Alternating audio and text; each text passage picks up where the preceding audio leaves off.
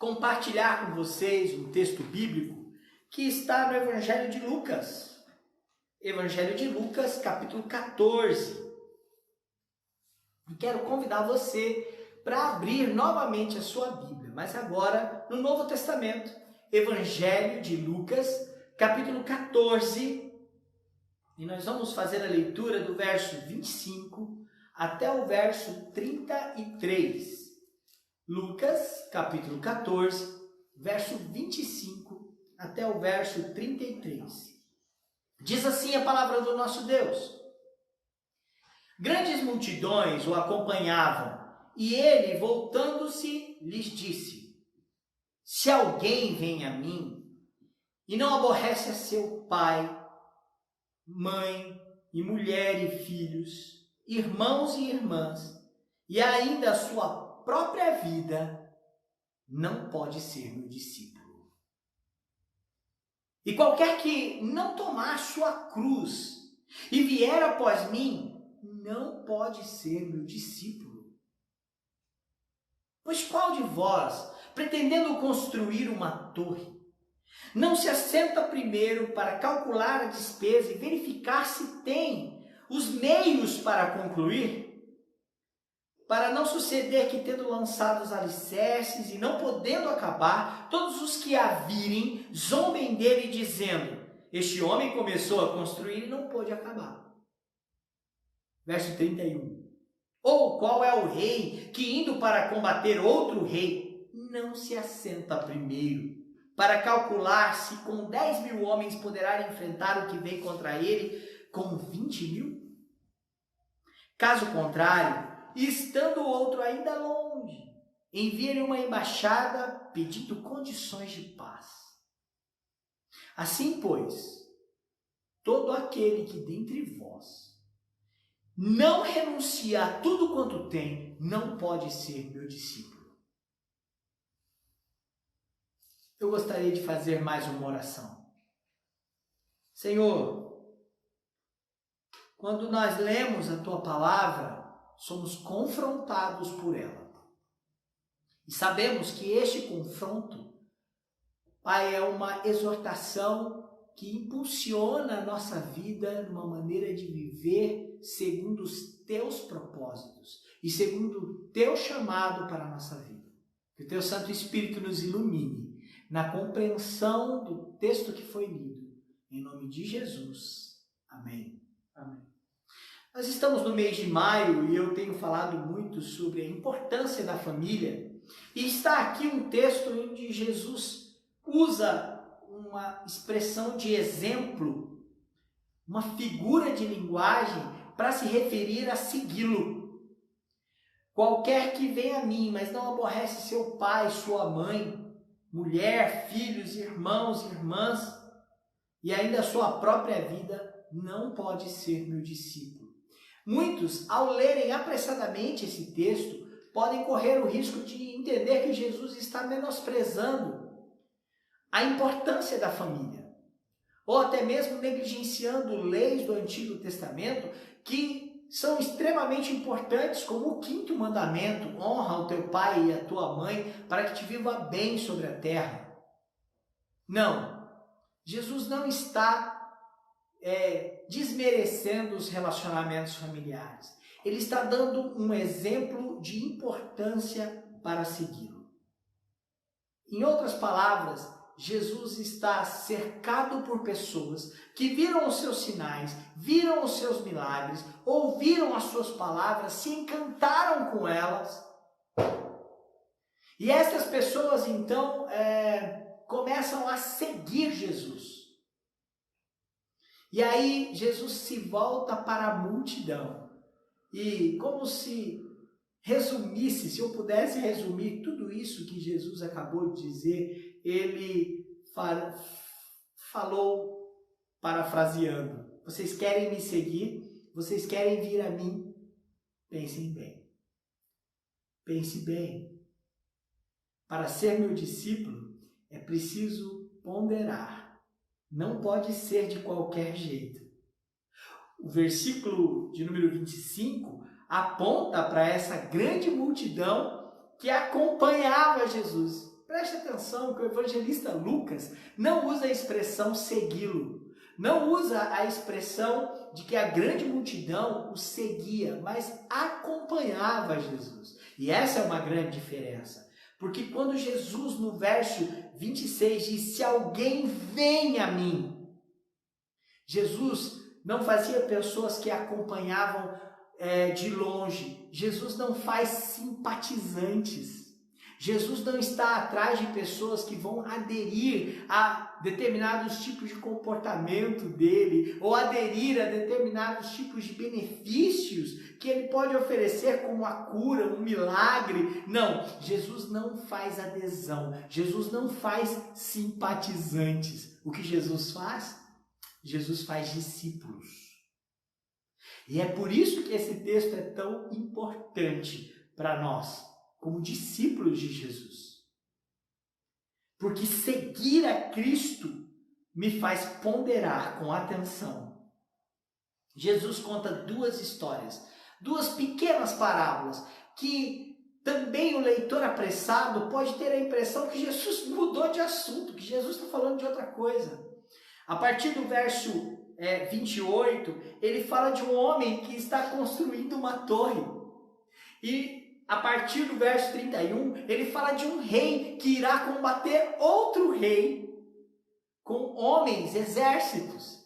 E é interessante que Jesus usa essas duas parábolas para exemplificar como segui-lo deve ser.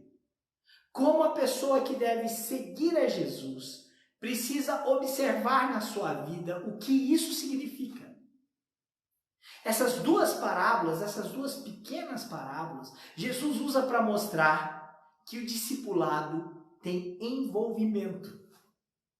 Olha só, a primeira parábola, a história do construtor da torre, diz assim, versículo 28, pois qual de vós, pretendendo construir uma torre, não se assenta primeiro para calcular a despesa e verificar se tem os meios para concluir? Olha que interessante, há uma avaliação de custos. O construtor da torre precisa calcular a despesa que ele terá na compra de material, na mão de obra que ele irá contratar para fazer a torre, e se ele tem estes recursos para concluir, que serão os meios para que ele possa concluir a torre. Caso contrário, todas as pessoas que passarem por aquela torre e verem a torre inacabada vão zombar. Olha, aquele homem começou e não pôde concluir. Vão zombar do construtor da torre, né? Ele não pôde acabar. Começou, gastou recursos, mas não pôde terminar. A segunda história, a segunda parábola, a história do rei indo para a batalha, ela é bem parecida.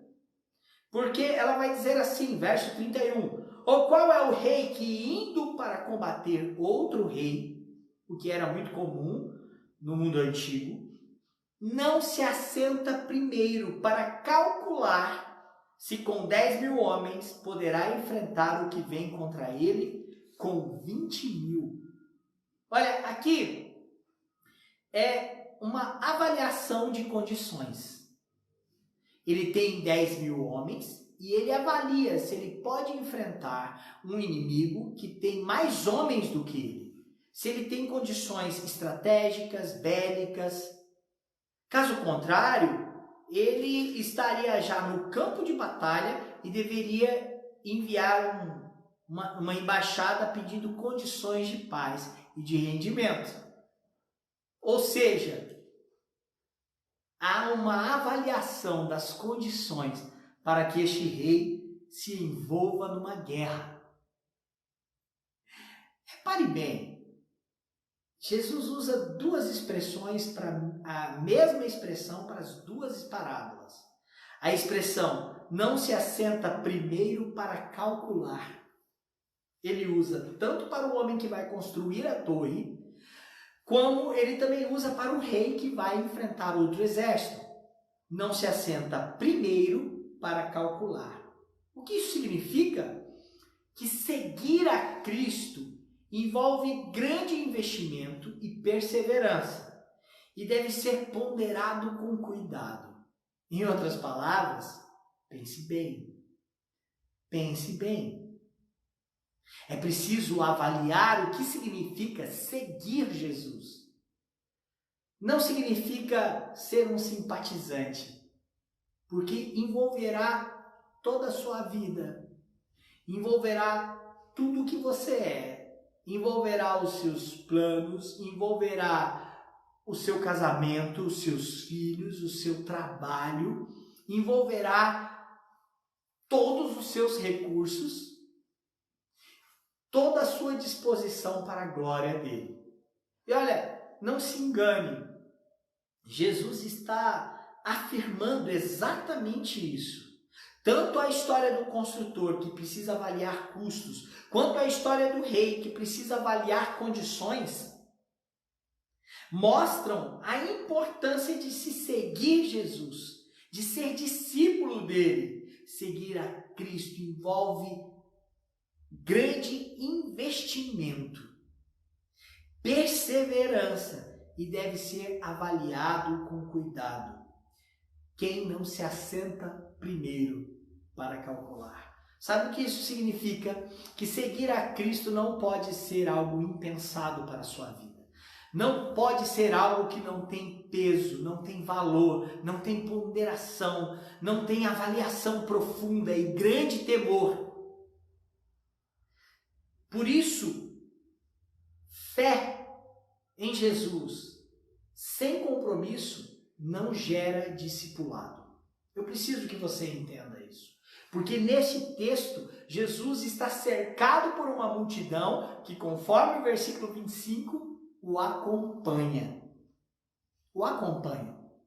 Está acompanhando ele pelo caminho. Mas como eu disse no começo, Jesus não faz simpatizantes. Jesus faz discípulos. E as pessoas que se dizem crer em Jesus, mas sem compromisso, não é o discipulado verdadeiro. Você pode ser um simpatizante com algumas virtudes de Cristo. Mas não se esqueça, Jesus deixou muito claro para onde este compromisso levaria. Por isso, pense bem, avalie bem se você está com a multidão que apenas acompanha ou se você é um seguidor de Cristo. Olha, como isso deve ser ponderado, verso 26. O verso 26, Jesus deve ser a nossa maior prioridade. E aí veio o exemplo familiar. O verso 26 diz que se alguém vem a mim e não aborrece o seu pai, mãe, e mulher, e filhos, irmãos e irmãs, e olha, preste atenção, e a sua própria vida, não pode ser meu discípulo. Significa que Jesus é a prioridade da nossa vida. Ele, inclusive, é a prioridade do nosso relacionamento e honra aos nossos pais. Ele é a prioridade do nosso casamento. E Ele é a prioridade para a educação dos nossos filhos, pois os nossos filhos pertencem a Ele, desfrutam de uma aliança em segui-lo. Por isso, preste atenção que o texto diz, e ainda a sua própria vida. Jesus é a prioridade maior. Não é a primeira vez que Jesus diz isso no Evangelho de Lucas. Se você voltar algumas páginas na sua Bíblia, no versículo de número 24 de Lucas 9, você vai encontrar Jesus dizendo assim: pois quem quiser salvar a sua vida, perdê-la-á, e quem perder a vida por minha causa, esse a salvará. Que aproveitará o homem ganhar o mundo inteiro, se vier a perder-se ou causar-se dano a si mesmo? Porque qualquer que de mim e de minhas palavras se envergonhar, dele se envergonhará o Filho do Homem quando vier na sua glória e na glória do Pai e dos santos anjos.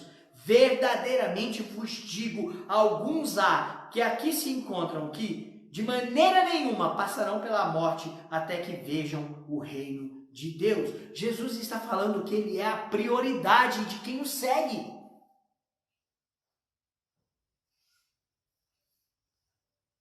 Se você segue Jesus, ele é a maior prioridade da sua vida. A prioridade da sua vida não é o teu casamento. O teu casamento glorifica a Jesus. Os seus filhos devem glorificar a Jesus. E você, na criação dos seus filhos, deve servir a Deus. Cuidado com a idolatria da paternidade e da maternidade. Cuidado. Você pode transformar os seus filhos em ídolos. E você precisa transformar os seus filhos em discípulos. Jesus é a prioridade maior do nosso coração e da nossa vida. Pense bem. Se assente para calcular. Essa expressão é a expressão não se assenta primeiro para calcular. Seguir Jesus não é ser um simpatizante, não é apenas acompanhá-lo, não é apenas buscar algumas dádivas e bênçãos, não é aproveitar parte da sua pregação ou do seu discurso, mas é tê-lo como prioridade. No versículo 33, no último versículo dessa perícope, Jesus diz assim: assim, pois, todo aquele que dentre vós não renuncia tudo quanto tem, não pode ser meu discípulo. Pois todo aquele que não renuncia tudo quanto tem. Sabe por quê? Porque além de ser discípulo de Jesus, é ter Jesus como sua maior prioridade. Ser discípulo de Jesus nos coloca no caminho da renúncia e da abnegação. Seguir Jesus te colocará no caminho da renúncia e da abnegação. Olha, eu quero que você preste atenção nisso, porque fé sem compromisso não gera discipulado. E uma das prioridades em se seguir Jesus é a renúncia e a abnegação, em servi-lo e em segui-lo. Eu gosto muito do exemplo do próprio evangelista Lucas, que no capítulo 5, quando da pesca maravilhosa, Jesus faz discípulos, Pedro, Tiago e João, e Jesus chama Pedro e diz a ele: te farei pescador de homens. E o relato de Lucas, no capítulo 5, versículo 11, é que eles arrastaram os barcos para a areia da praia e, deixando tudo, seguiram a Jesus. Jesus faz discípulos e o caminho do discipulado me coloca no caminho da renúncia. A renúncia de mim mesmo. O versículo 26 diz: e ainda a sua própria vida. Quando Jesus usa a palavra aborrecer aqui, é a ideia de desprezar a sua vida em favor da vida dele. É um exemplo que ele está dando. Um exemplo de que a minha vida está sujeita à vida dele. Por isso, no capítulo 9, verso 24, diz que quem quiser salvar a sua vida, perdê-la-á. O caminho do discipulado é um caminho de renúncia. Por isso, pense bem. Sabe como Jesus fazia discípulos? No mesmo capítulo 9, verso 20, eu citei o 24 em diante, mas o verso 23, Jesus fazia discípulos dessa maneira e dizia a todos: se alguém quer vir após mim, a si mesmo se negue. Olha que interessante. Você percebe que isso não é uma novidade no discurso de Jesus? Você percebe que isso não é algo novo no Evangelho? A parábola do construtor da torre e do rei que vai para a batalha não é algo que é novidade a ele fazer discípulos. No relato de Lucas, capítulo 5, da pesca maravilhosa, os discípulos arrastam o barco e Lucas deixa claro que eles deixaram tudo e seguiram. Porque o discipulado me coloca no caminho da renúncia. Renúncia dos meus conceitos, dos meus valores, e agora eu recebo outros conceitos, o conceito de Cristo, os valores de Cristo. a direção de Cristo. Os interesses dele é que serão o norte para a minha vida. É muito interessante isso. Dizia a todos: se alguém quer vir após mim, a si mesmo se negue. Dia a dia tome a sua cruz e siga-me. Pense bem. Porque Jesus não faz simpatizantes. Jesus faz discípulos. E o caminho do discipulado vai colocar Jesus como a prioridade maior na sua vida, na sua casa, na sua família. O caminho do discipulado com Cristo fará com que você abra mão de si mesmo e renuncie àquilo que o mundo e as pessoas consideram mais importantes para que você tenha um valor maior, um princípio maior, uma condição melhor que é a de Cristo e não a sua. Mesmo que essa condição melhor te coloque em risco, mesmo que essa condição melhor te faça perder tudo o que o mundo considera melhor. Porque o melhor para Cristo era a cruz. Eu quero convidar você a voltar para o texto bíblico no verso 27 de Lucas capítulo 14. Entre a grande multidão e Jesus falar que é prioridade na vida, e as duas parábolas tem o versículo 27. E ele diz: e qualquer que não tomar a sua cruz e vier após mim, não pode ser meu discípulo. O discipulado te levará para a cruz. O discipulado te levará para a cruz. É aí que Jesus faz discípulos. Ele faz discípulos na cruz, porque estamos unidos com Ele na sua cruz. Este é o custo a ser calculado. Este é o custo que envolve a condição da minha vida, a cruz. Não fuja do discipulado, mas entenda que o custo e a condição do discipulado é a cruz.